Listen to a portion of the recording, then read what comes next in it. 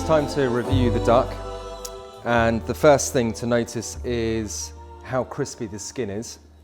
Okay, so you can tap it and it's just really crunchy and crispy, really, really good. The other thing is that you want the meat to just be falling away from the bone, but still nice and succulent here. If you cook it too much, sometimes it can get very coloured on the bottom, which is not so good. We'll have a quick taste.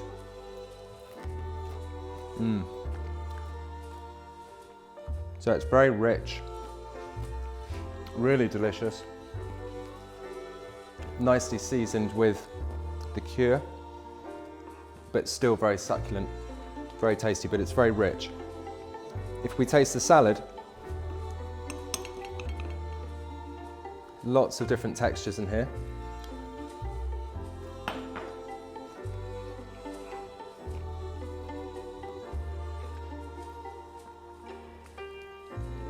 It really complements the duck.